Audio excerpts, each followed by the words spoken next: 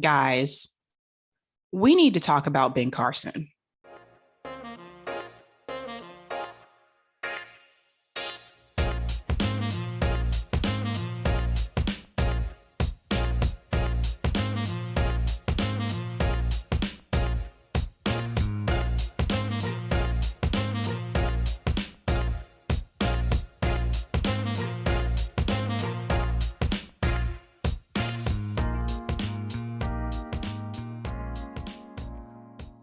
Welcome to Sabby Sabs podcast. I'm your host, Sabrina Salvati. So I have some interesting news to talk about today with Ben Carson. I'm sure some of you may have heard about his appearance at CPAC and some of the ridiculousness that he said. But first, I want to give a shout out to someone. I want to give a shout out to Surrealist Studios. I don't know if you guys are following this channel or not, but if you are not, you should definitely do so. I'm trying to give more attention to some of the smaller YouTube channels, especially those that are led by Black leftists as well. So this guy's doing really good work. So definitely go over there and check out Surrealist Studios on YouTube, because I think we all need to lift each other up as much as possible. Just keeping it real. All right, today's Q&A question is, do you consider yourself to be a liberal? No. Oh my God. Good question, but no. In fact, tomorrow evening, I'm going to have a Finney on. She's one of my comrades from Fred Hampton Leftist podcast.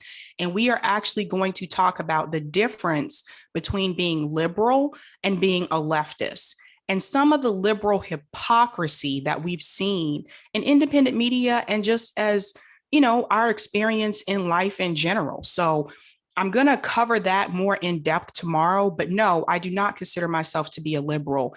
Liberals are fine with the status quo. Leftists actually want to go in and change the system. So that's really the big difference. We may agree on some of the issues. For example, we may agree that everyone deserves the right to have health care in this country. We may agree that we need to raise the minimum wage, but there's a difference in how we go about doing it. Liberals tend to be a little bit more of, they'll agree with those things, but they don't seem to be willing to fight for it. Leftists, we're more willing to fight for it. And I'll go into more detail about that tomorrow evening, so I don't want to give away too much with that, but join me tomorrow evening because that'll be a really good conversation because Afeni is like awesome. So Ben Carson, he has yet again made another ridiculous statement. He was recently at CPAC and he made a statement about slavery and about welfare and how it affects the Black family. Listen to this. Well, when you look at what the Black community has been through, go all the way back to slavery. It was the family, the strong family units, and the faith in God that got people through that. That got people through Jim Crow, through severe segregation, through all the difficulties. But what really had a negative impact was when the government came along and said, there, you poor little thing. I'm going to take care of all your needs, and started implementing policies that were destructive to family formation. Those are the things that have hurt the Black community the most. So I'm sure you heard that ridiculousness. He said it, not me. So Ben Carson said that if we go back to slavery, back when the Black family was the strongest. Let me stop him right there and cut in. Black families were not strong during slavery. The Black family unit during slavery was torn apart. Black men were pulled from their families and sold to other owners. When Black women had babies, and I'm not even going to get into how they physically would take the babies out of the woman, because it's a little too graphic for here. And you didn't learn about that in history class. They would take the Black baby away from the mother and sell the baby to other owners. There was no strong Black family unit during slavery. I don't know what he's talking about. This is some of the type of ridiculousness that you hear from some of the other Black people who have sold out. Strong family Black unit during slavery. Get out of here. He goes on to say that when the government came in and started implementing programs and say, there, you poor little thing, here you go, that actually hurt Black families more. So let me break this down for you. Oftentimes, I've heard people make the statement that we have all these Black kids that don't have fathers. That goes back to slavery. I just told you they took the Black father from the family and sold him to other slave owners. It's a cycle that goes all the way back to slavery. That didn't just start with my generation. That didn't start with Ben Carson's generation. It goes all the way back to slavery. The Black family has been disrupted since Africans came to this country, were brought to this country as slaves. That's when it started. And if we want to go a little bit further, you want to go a little bit further towards my generation, you had the war on drugs, which targeted Black men. Again, they took the Black men from the families. They weren't sold to slave owners this time. They were put into the prison system, oftentimes longer than they needed to be because of people like Joe Biden and his crime bills. Again, breaking up the Black family.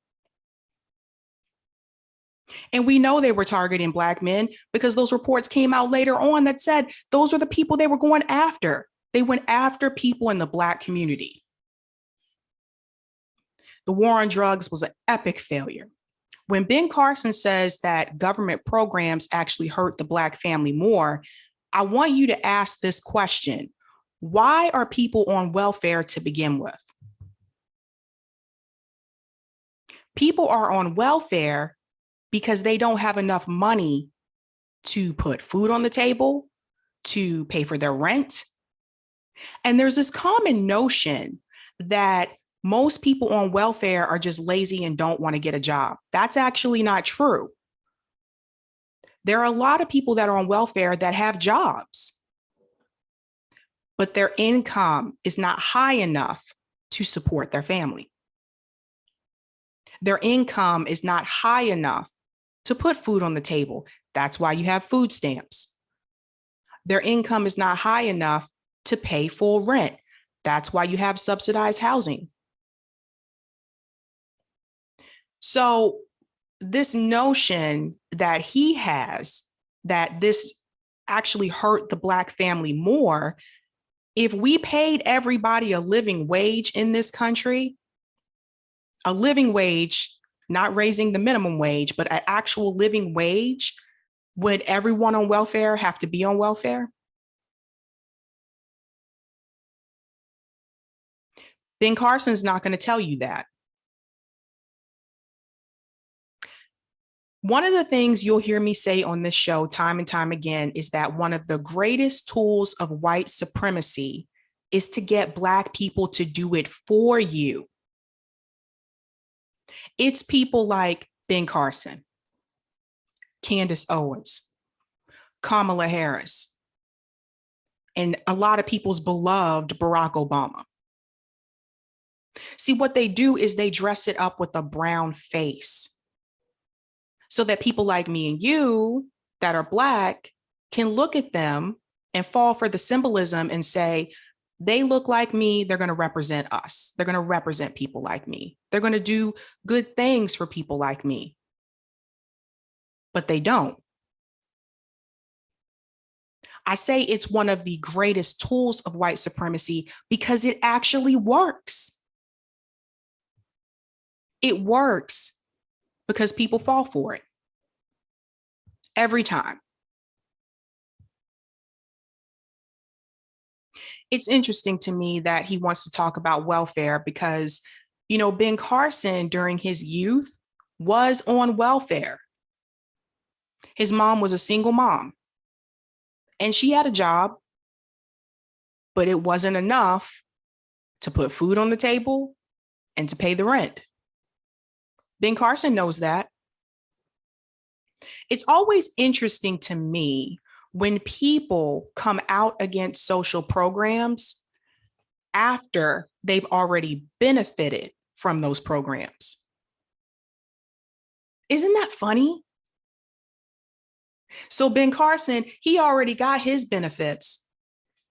He already reaped the benefits from the welfare system, but he doesn't want anybody else to have that.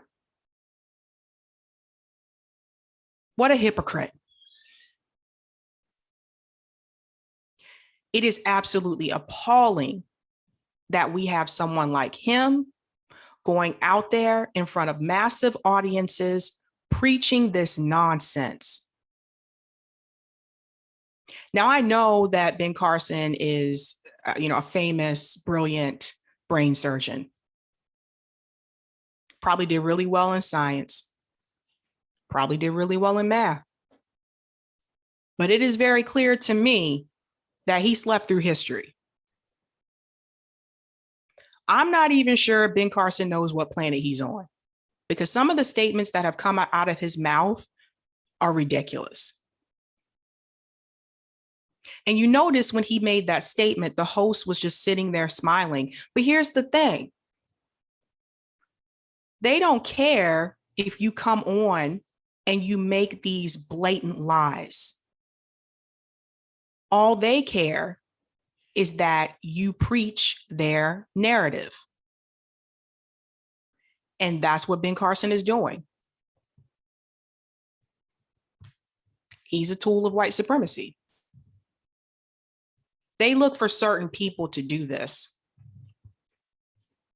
Like, they're not going to come to me. They're not going to come to Sabrina and try to get me to do this because I'm very outspoken and I don't fall for the BS. They specifically look for people that are willing to do anything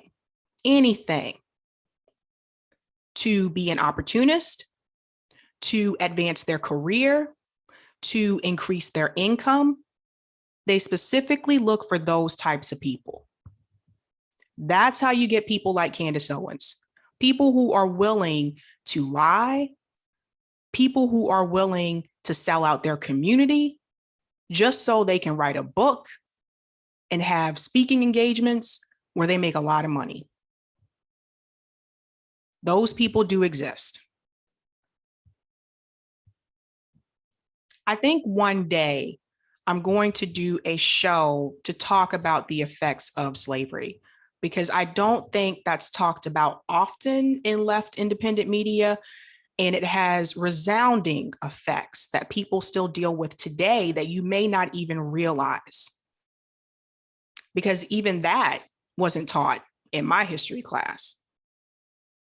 Someone called Ben Carson Uncle Ben on Twitter today. People had some interesting things to say about Ben on Twitter. Watch this. So Dr. Vicky Ross Norris said Ben Carson experienced periods of poverty in his youth and his family intermittently relied on government assistance, primarily food stamps. So did welfare hurt him and his family? No. Exactly. Here's another one that says the largest percentage of SNAP benefits, 39.8%, are white.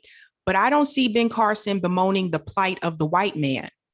This is very interesting. So let's go to the resource here, because I do want you guys to see this. So I just want to show you, this is the SNAP website, okay? According to the demographic data, 39.8% of SNAP participants are white. 25.5% are African American, 10.9% are Hispanic, 2.4% are Asian, and 1% are Native American. Why is that important? Because every time you hear Ben talk about welfare, it's in reference to Black people. It's easy to sit there and listen to him and think that we're the majority, but we're not. On SNAP's website, it shows you right there that the majority of people on SNAP benefits are white Americans. So why is Ben Carson leaving that out? Why is he not mentioning that? Why is he making it seem like this is primarily African Americans? Why? Because that's the narrative they want him to tell. So I like to talk about solutions on this show as well, and not just the problems. So what is the solution to this? When you see this type of rhetoric, when you see people come out at these big speaking engagements, quoting facts, figures, please do your research. That is the solution, because we can't prevent them from going on people's shows. We can't prevent them from having speaking engagements. But what we can do is, after we see what they say, we go research it for ourselves. This is the thing I tell you guys too about mainstream media. What do I tell you? Every time you hear something on CNN, MSNBC, even local news, go look that up for yourself.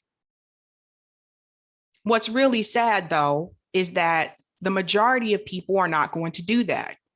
The majority of people sitting in that audience are going to believe what Ben Carson said. That's dangerous.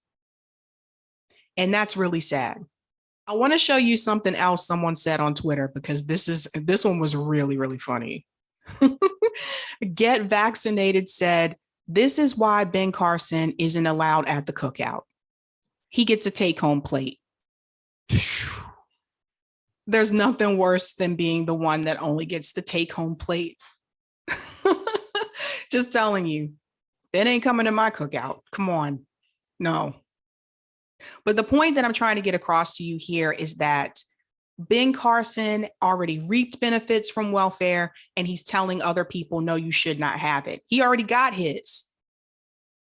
Just keep that in mind. He already got his. And he's telling other people, no, you shouldn't be able to have it. He said it destroys the Black family. Didn't destroy his family. The other point I want to get across to you is to, again, pay very close attention to the tools that are used against us, even when they look like us. Ben Carson is one of those tools. Whether you're conservative, Democrat, independent, whatever, he's problematic. And even if we're not on the right, we should still be concerned.